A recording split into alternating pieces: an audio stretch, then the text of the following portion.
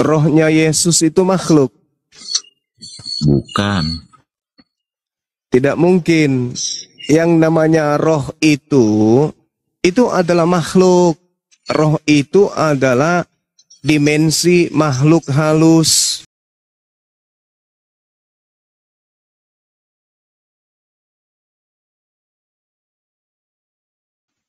Tapi itu dalam pemahaman abang aja. Tapi di dalam iman kekristenan, roh yang diutus, yang ada di dalam Yesus itu adalah Roh Kudus. Apakah itu ciptaan, makhluk? Iya, iya betul. Pasti ciptaan lah. Pasti ciptaan. Yang namanya roh itu ciptaan. Coba kita lihat di Wahyu 3 nomor 14. Di situ ada kata kitisis. Ketika berbicara mengenai kitisis, dan itu kitisis ini merujuk kepada Yesus, di mana bahasa Yunani menghantarkan kita untuk paham bahwa kitisis itu bisa dimaknai makhluk, bisa juga dimaknai ciptaan. Dan tuliskanlah kepada malaikat jemaat di Laodikia, inilah firman dari Amin, saksi yang setia, permulaan dari makhluk Allah, permulaan dari ciptaan Allah. Siapa yang dimaksud di sini dengan ucapan firman dari Amin, saksi yang setia dan yang benar? Permulaan dari makhluk Allah, kitisis. Zakaria 12 nomor 1, Tuhan menciptakan roh. Sementara roh ini apa? Roh ini adalah spirit, pneuma. Satu kekuatan yang Tuhan ciptakan untuk Tuhan lampirkan kepada kehidupan makhluknya, agar makhluknya itu hidup. Contoh misalnya, kita lihat bagaimana Yesus ketakutan.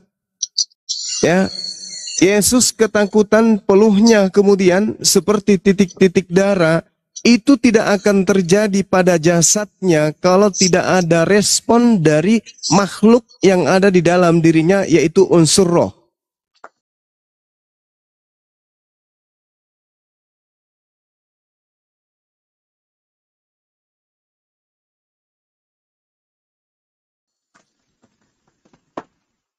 Yesus takut kepada malaikat, Yesus takut kepada kematian.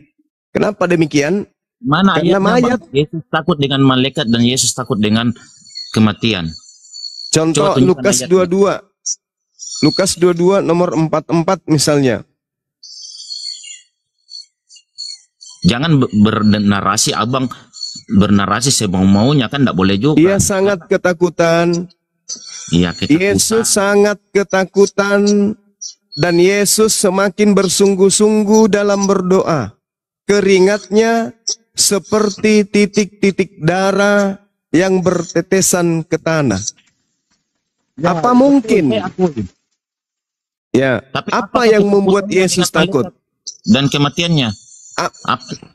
Di mana tertulis? Dia takut kenapa dia? Ya itu ini kan Yesus abang, di dalam Lukas. Tunggu dulu Bang Jumat. Oke. Bang Jumat. Ya. Yesus takut kepada siapa? Yesus takut kepada siapa itu? Ada enggak tertulis dulu? Dia takut dengan malaikat. Ya enggak, saya tanya. Yesus takut kepada siapa? Itu aja dulu. Kan datang siapa-siapa, cuma karena dia harus melakukan semuanya itu. Berarti dia kena penyakit ayan. Kalau dia tidak takut tapi keringatnya seperti titik-titik darah. Contoh bukan. Saya kasih contoh abang. Waktu silakan. Tahu bahwa ya abang ini divonis mau mati dalam satu minggu lah, dalam 1 minggu. Ada enggak ketakutan itu abang? Iya, ketakutan ini apa? Kena asam lambung atau panik attack Yesus ini? Tidak ada. Jelas kita pakai data aja Bang. Kita pakai data, kita pakai data. Dengarkan saya ya. Kalau cuma hanya modal mulut ngomong saja, tidak ada data, itu percuma. Lukas 22, kita bacakan dalilnya. Setelah tiba di tempat itu, Yesus berkata kepada mereka, berdoalah supaya kamu jangan jatuh ke dalam pencobaan. Kemudian Yesus menjauhkan diri dari mereka kira-kira sepelempar batu jaraknya. Lalu Yesus berlutut dan berdoa. Katanya, ya Tuhanku, jikalau engkau mau, ambillah cawan ini daripadaku. Tetapi bukan karena aku, melainkan kehendak-Mu yang terjadi. Maka seorang malaikat dari langit menampakkan diri kepada Yesus untuk memberinya kekuatan. Jadi Yesus disuplai kekuatan. Kenapa demikian? Karena Yesus bukan Tuhan. Yesus sangat ketakutan dan makin bersungguh-sungguh berdoa. Keringatnya menjadi seperti titik-titik darah yang bertetesan ke tanah. Lalu Yesus bangkit dari doanya dan kembali kepada murid-muridnya. Tetapi Yesus mendapati murid sedang tidur karena duka cita. Ini Yesus takut kepada siapa, Bang? Apa pantas Tuhan ketakutan? Bang, dia menanggung.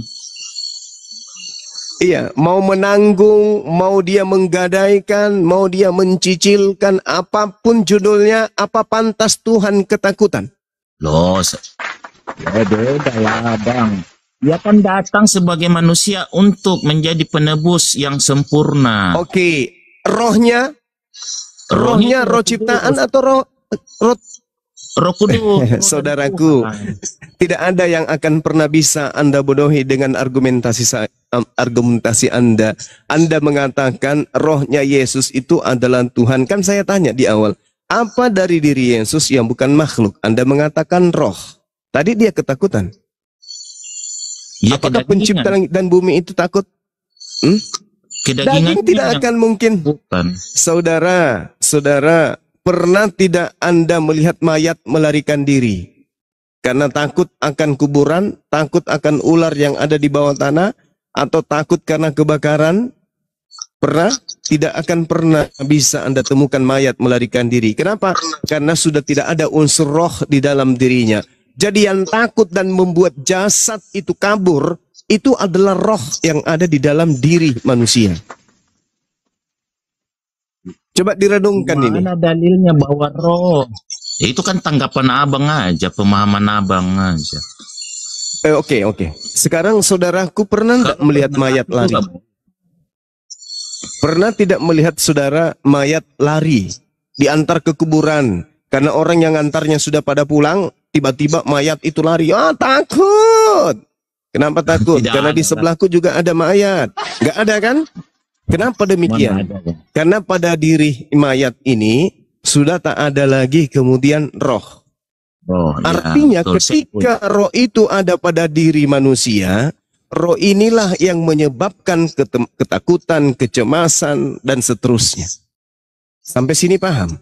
Saudara, karena roh ini adalah unsur yang tak terlihat, maka tanda-tanda roh orang yang ketakutan itu lihat dari fisiknya.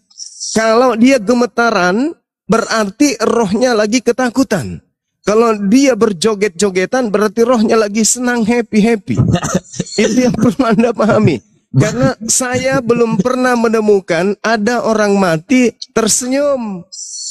Gara-gara ada yang melayat, sendalnya putus.